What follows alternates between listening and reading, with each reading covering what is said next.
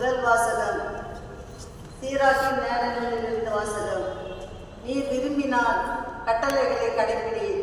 பற்றுறுதியுடன் நடப்பது உனது விருப்பத்தை பொறுத்தது. உனக்கு முன் நீரையும் நெருப்பையும் அவர் வைத்துள்ளார். உன் கையை நீட்டி உனக்கு விருப்பமானதை எடுத்துக்கொள். மனிதர் முன் வாழும் தாகம் வைக்கப்பட்டுள்ளன. எதை அவர்கள் விரும்புகிறார்களோ அதுவே அவர்களுக்கு கொடுக்கப்படும். ஆண்டவரின் ஞானம் பெரியது, அவர் ஆற்றல் மிக்கவர், அனைத்தையும் அவர் காண்கிறார். ஆண்டவருக்கு அஞ்சி நடப்போர் மீது அவரது பார்வை இருக்கும். மனிதரின் செயல்கள் அனைத்தையும் அவர் அறிவார். இறை பற்றின்றி இருக்க யாருக்கும் ஆண்டவர் கட்டளை இட்டதில்லை. பாவம் செய்ய எவருக்கும் அவர் அனுமதி கொடுத்ததில்லை. ஆண்டவர் வழங்கும் அருள்வாக்கு.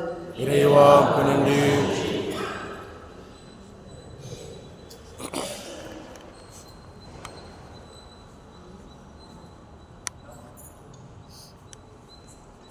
மதுவரை பாடல் உங்கள் பல்லவி. ஆண்டவர் திருச்சட்டப்படி நடப்போர் பேறு பெற்றோர். மாசற்ற வழியில் நடப்போர் பேறு பெற்றோர். ஆண்டவர் திருச்சட்டப்படி நடப்போர் பேறு பெற்றோர். அவர் ஆண்டவரே நீர் உம் ஞானங்களை தந்தீர், அவற்றை நாங்கள் முழுமையாக கடைபிடிக்க வேண்டும் என்றீர். உம்முடைய விதிமுறைகளை நான் கடைபிடிக்க என் நடத்தை உறுதியுள்ளதாய் இருந்தால் எவ்வளவோ நலம். உம் அடியானுக்கு நன்மை செய்யும், அப்பொழுது நான் உம் சொற்களை கடைபிடித்து வாழ்வேன். உம் திரு சட்டத்தில் வியமானவற்றை நான் கண்டு உணருமாறு என் கண்களை திறந்தருளும். ஆண்டவரே உம் விதிமுறைகளை காட்டும் வழி எனக்கு கற்றுத்தார், நான் அவற்றை இறுதிவரை கடைபிடிப்பேன். உம் திரு சட்டத்தின்படி நடக்க எனக்கு மெய் உணர்வு தாரும், அதை நான் முழு உள்ளத்தோடு கடைபிடிப்பேன். ஆண்டவரே திருச்சட்டப்படி நடப்போர் பேறு பெற்றோர்.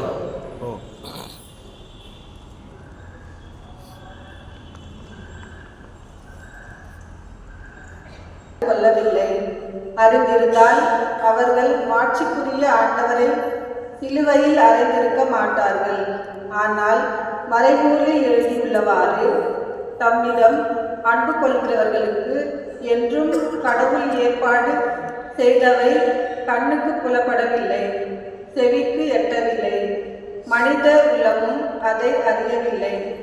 இதை கடவுள் தூய ஆவியாரின் வழியாக நமக்கு வெளிப்படுத்தினார். தூய ஆவியாரே அனைத்தையும் துருவி ஆய்கிறார், கடவுளின் ஆழ்ந்த எண்ணங்களையும் அறிகிறார். ஆண்டவர் வழங்கும் அருள்வாக்கு.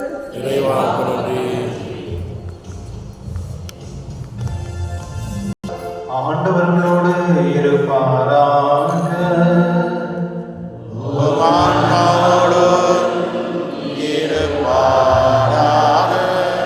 புனித மத்தேயு எழுதிய நற்செய்தியிலிருந்து வாசகம்.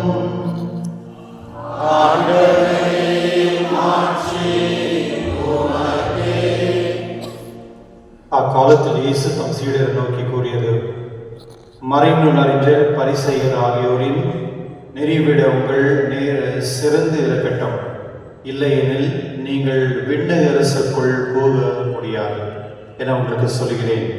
கொலை செய்யாதே, கொலை செய்கிறவர் எவரும் தண்டனை தீர்ப்புக்கு ஆளாவார் என்று முற்காலத்தவர் குறிப்பிட்டிருப்பதை கேள்விப்பட்டிருக்கிறீர்கள். ஆனால் நான் உங்களுக்கு சொல்கிறேன், தம் சகோதர சகோதரியும் சிதறிக்கொள்கிறவர் தண்டனை தீர்ப்புக்கு ஆளாவார். விபச்சாரம் செய்யாதே என குறிப்பிட்டிருப்பதை கேள்விப்பட்டிருக்கிறீர்கள். ஆனால் நான் உங்களுக்கு சொல்கிறேன், ஒரு பெண்ணை இச்சையுடன் நோக்கி எவரும் உள்ளத்தில் ஏற்கனவே அப்பெண்ணோடு விபச்சாரம் செய்தாயிற்று. மேலும் பொய் ஆணையிடாதே, ஆணையிட்டு நேர்ந்து கொண்டதை ஆண்டவருக்கு செலுத்துங்கள் என்று முற்காலத்தவர் கூறப்பட்டிருப்பதை கேள்விப்பட்டிருக்கிறீர்கள். ஆனால் நான் உங்களுக்கு சொல்கிறேன், ஆணையை இட வேண்டாம். ஆம் என்றால் ஆம், இல்லை என்றால் இல்லை சொல்லுங்கள். இதைவிட மிகுதியான சொல்வது எதுவும் தீயோனிடம் இருந்து வருவது. ஆண்டவரின் நற்செய்தி.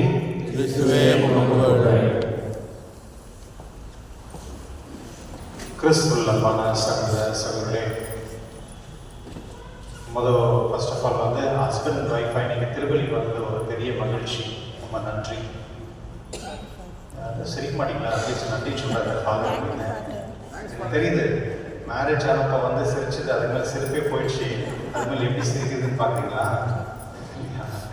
ஓகே, இஸ்ட்டு கோயிலுக்கு வரும்போது சிரிக்கணும். ஓகே, கிறிஸ்துவன் மரலை சிரிப்புன்றது வந்து ஒரு கிஃப்ட். அது கடவுள் கொடுத்த ஒரு கிஃப்ட். அது ஒரு ஆசீர்வாதம். நம்ம ஒருத்தர் பார்த்து நம்ம சிரிக்கும் பொழுது அவங்கள நம்ம முழுமையாக மதிக்கணும்னு அர்த்தம். ஓகே, நம்ம ஒருத்தர் பார்த்துட்டு மூஞ்சி சின்னதாக பண்ணுறோம்னு வச்சுக்கோங்க, அவங்க பிடிக்கலன்னு அர்த்தம். புரியுதுங்களா? அதனால் நம்ம மற்றவர் பார்க்கும் பொழுது சிரிக்கணும். நம்ம சிரிக்கும் பொழுது தான் நாம் எப்படியானவர் அப்படின்னு தெரியும். ஓகே, நம்ம சிரிக்கும் பொழுது தான் ஒரு மனிதனுடைய வேல்யூ. நான் ஒருத்தர் பார்த்து சிரிக்கும் பொழுது நான் மதிக்கிறேன். அந்த மதிப்பை நான் மற்றவங்க கொடுக்கும் பொழுது அந்த மதிப்பு எனக்கு தான். ஸோ நான் என்னையே மதிக்கிறேன் அப்படின்றது அர்த்தம். அதனால் எப்பொழுதுமே சிரிச்ச முகத்தோடு இருக்கும். ஓகே, ரொம்ப டைட்டாக ரொம்ப சோகமாக அப்படியே அப்படி இருக்கக்கூடாது.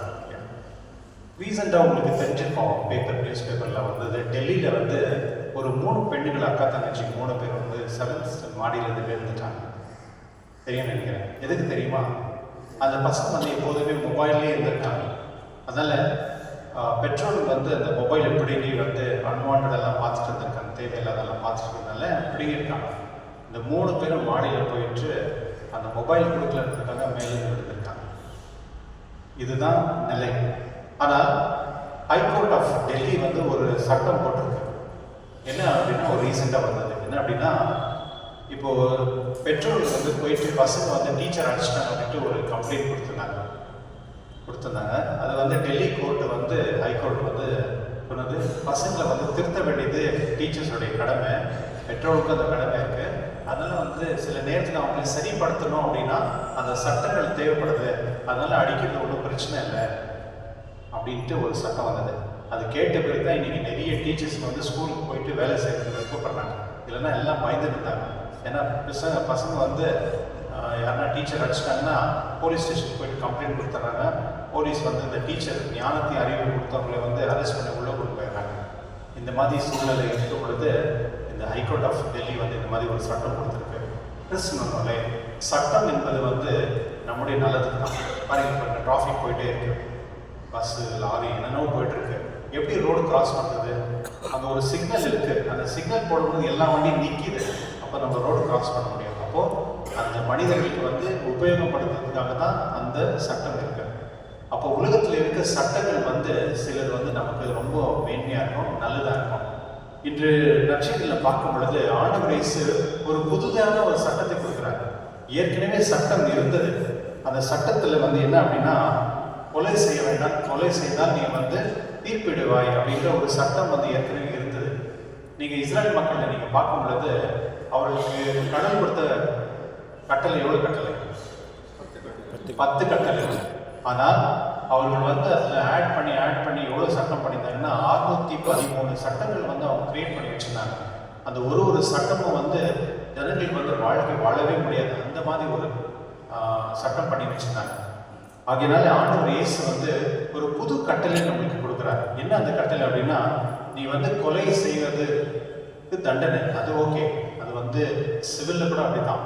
ஆனால் ஆண்டவர் இயேசு வந்து யார் மேலே நீ கோவப்பட்டால் நீ அதுக்கே நீ தீர்ப்புக்கு உள்ளாவாய் அப்படின்னு சொல்றாரு. ஒரு பியாண்ட் போறார். அதாவது கொலை செய்யறது வந்து வேற விஷயம், அது கண்டிப்பாக தண்டனை உண்டு. ஆனால் ஒரு மனிதர் மேலே கோவப்படுகிறோமே, அது கூட கடவுள் வந்து உங்களை தண்டிப்பார் அப்படின்னு சொல்றாரு. இப்போ நிறைய வீட்டில் வந்து கணவன் மனைவி வந்து திட்டுறது, அசிங்கப்படுத்துறது, கெட்ட பேர் பேசுறது, இதெல்லாம் தவறு. இதெல்லாம் எத்தனை பேர் சொல்றீங்க இது தவறு? கை தூக்கி பார்ப்போம். ஒரு கணவனும் மனைவி வந்து அசிங்கமாக திட்டுறது, அவங்கள ஏதாவது சொல்றது, இங்கே இருக்கவங்க தூக்கி நீங்கள் செய்ய மாட்டீங்க நான் நம்புகிறேன்.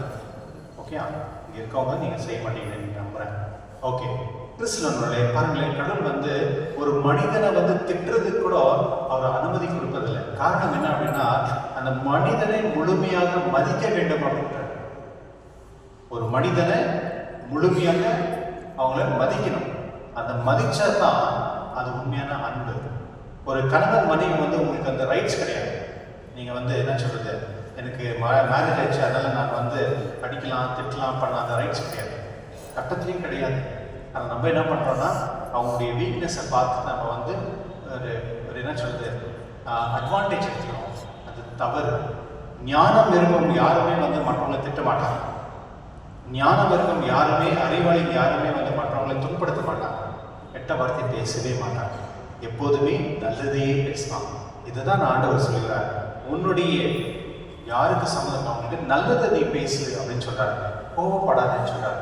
ஒரு மனிதன் கோவப்படுறதுனால என்னெல்லாம் விளைவுகள் நடக்குதுன்னு நமக்கு தெரியும்.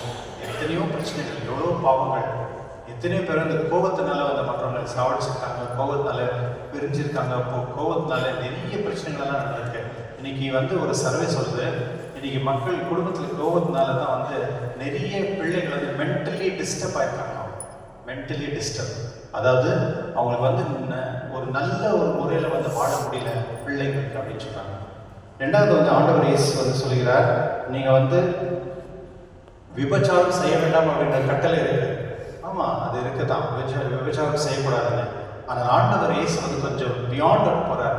நீ உன்னுடைய மனதில் வந்து மற்ற பெண்ணை நீ நினைத்து ஒருவேளை நீ வந்து அந்த பார்வையிலே நீ பண்ண முடியாது, அது கூட விபச்சாரம் சொல்கிறார். இன்னைக்கு எத்தனை பேர் வந்து பெண்களை நம்ம மதிக்கிறோம்?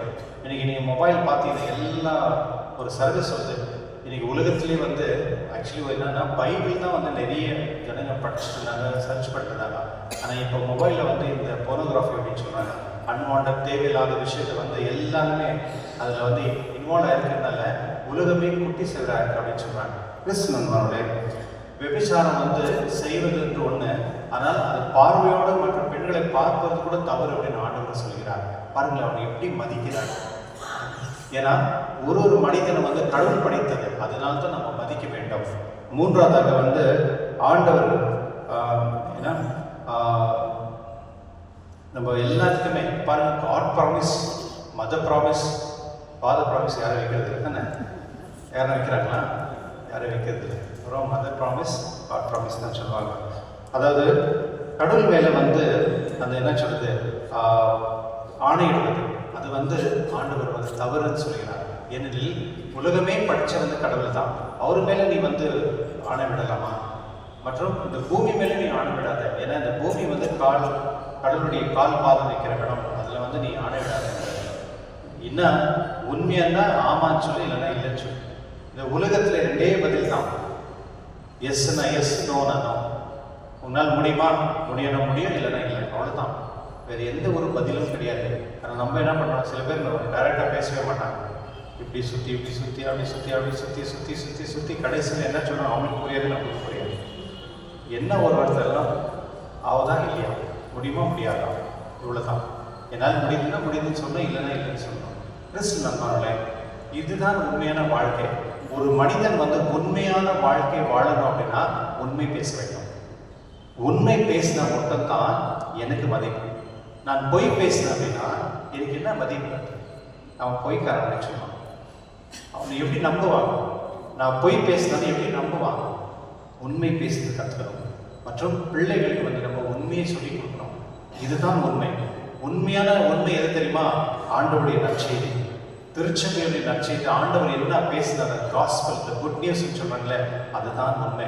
நீங்கள் உலகத்தில் நீங்கள் எந்த ஒரு புக்கு போய் பாருங்க, உண்மை எங்கே இருக்கு நீங்க தேடு. உண்மை எல்லாமே எங்கே இருக்குன்னா பைபிளில் மட்டும் தான் கிடைக்கும், நியூ டெஸ்ட்மெண்ட்டில். வேறு எங்கேயுமே உங்களுக்கு உண்மை கிடைக்கவே கிடையாது. கிறிஸ்துவனுடைய ஏனெனில் கடவுள் உண்மையானவர். அவர் பேச ஒரு வார்த்தையும் உண்மையானவர். அந்த உண்மையை பின்பற்றி நம்ம போகும்பொழுது நாம் நல்லவர்களாக வாழக்கூடிய அந்த தன்மை நமக்கு கிடைக்கிறார் ஆண்டவர். என்னுடைய முதல் வாசகத்தை பார்க்கும் பொழுது ஆண்டவர் வந்து எந்த ஒரு நல்ல விஷயத்தையும் நீ செய் அப்படின்னு நம்ம சொல்லவே மாட்டாங்க. யாருன்னா சொல்லியிருக்காங்களா? ஆண்டவர் என்ன சொல்லியிருக்காங்க உங்களுக்கு, நீ நல்லது செய் அப்படின்னு உங்களுக்கு சொல்லவே மாட்டாங்க. அதே சமயத்தில் நீ பாவம் செய்யாத அப்படின்னு கூட சொல்ல மாட்டாங்க. ஏன் அப்படின்னா நம்மளுக்கு அந்த முழுமையான அந்த ஃப்ரீடம், அந்த ஒரு ஃப்ரீடம் என்ன சொல்றது தமிழில், சுதந்திரம். அந்த சுதந்திரம் கடவுள் நம்மளுக்கு கொடுத்துருக்காரு.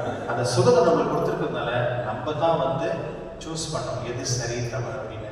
பாருங்களேன், நம்ம எவ்வளோ மதிக்கிறார் கடவுள். மனிதர்கள் நம்மளை மதிக்கிறது இல்லை, ஆனால் கடவுள் நம்மளை மதிக்கிறார். ஏன்னா கடவுள் நம்மளை அன்பு செய்கிறார். எங்கே அன்பு இருக்கிறோ அங்கே எப்பொழுதுமே மதிப்பு இருக்கும். அன்பு இல்லாத இடத்துல மதிப்பே இருக்காது. ஒருத்தர் நம்ம திட்டி குச்சி போட்டு அடிக்கிறது பண்ணுறதுலாம் பண்ணுறோன்னா அங்கே என்ன மீனிங்? அங்கே உண்மையிலே அன்பு இல்லைன்னா அர்த்தம். கிறிஸ்துவனுடைய எங்கள் திருச்சபை நம்ம அனைவரையும் திருமணமானவர்களுக்காக விசேஷமாக ஜெபிக்கின்றது.